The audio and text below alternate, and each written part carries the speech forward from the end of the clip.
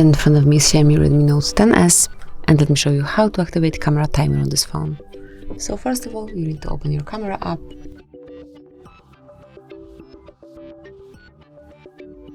Then tap on more icon, and here you will notice a self timer icon. So you've got 3, 5 or 10 seconds delay options. Let me pick 10 seconds delay.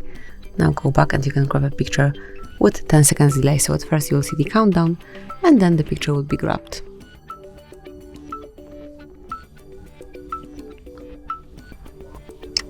And that's it. As you can see, it has been done.